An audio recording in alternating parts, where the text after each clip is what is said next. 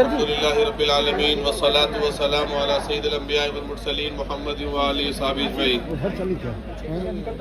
मोहतरम आली जनाब सदर मोहतरम all India Muslim personal law board और दीगर तमाम मजहबी सियासी रहनुमा, तमाम पार्टियों के इंडिया अलायंस के रहनुमा और हमारी पार्टी के सीनियर रहनुमा जितने यहाँ मौजूद हैं और आप तमाम मीडिया के सामने मैं इस बात का ऐलान करता हूँ अपनी पार्टी की तरफ से और सारे हिंदुस्तान की उन दबी कुचली तमाम आवाजों की तरफ से जिन्हें आरएसएस ने सैकड़ों साल से जिनको दबाकर कुचल कर रखा है और अब वो संविधान को कुचलना चाहते हैं, बिल्डोज करना चाहते हैं। समाजवादी पार्टी ने माननीय अखिलेश यादव जी ने पहले दिन ही जब ये बिल लाया गया था साफ साफ कह दिया था कि ये कॉन्स्टिट्यूशन संविधान पर सबसे बड़ा होने वाला आजादी के बाद हमला है,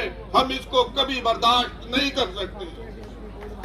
दलितों के ऊपर जो अत्याचार हो रहा है, आदिवासियों के हुकूक जो खत्म हो रहे हैं और सिखों के मामला में जो दखल अंदाजी हो रही है, ये क्या तमाशा रखा है? आप समझते हैं हम कब तक बर्दाश्त करेंगे? देश की जनता के लोग, देश की जनता के मूड को पहचानिए। सारा ईवीएम से नहीं चलेगा, मुल्क संविधान से चलेगा। अगर कोई इस गलत फहमी में है तो उसको गलत फहमी दूर कर लेनी चाहिए। 24 के पैगाम ने ये इंतखाब ने पैगाम दिया।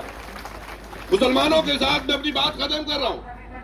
जिस तरह से मजाक किया जा रहा है कि उनके मजहबी मामलात में दखल अंदाजी की जा रही है, ये बीजेपी वो पार्टी है जो एक मुसलमान को सारे मुल्क में एक सीट लोकसभा की नहीं दे सकती। वो वक्त की रक्षा क्या करेगी, हिफाजत क्या करेगी?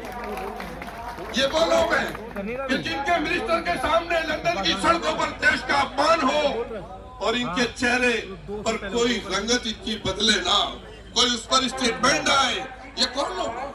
देश की जमीन अरुणाचल और हिमाचल में खिसक रही है जमीन, उसके ऊपर सरकार ने आके बदली है। ये सिर्फ हिंदू मुस्लिम इश्यू को उठाकर लड़ाकर अपनी सरकार को मजबूत करना चाहते हैं। मैं अपनी बात को खत्म कर रहा हूँ इस पैगाम के साथ कि ये लड़ाई लंबी है।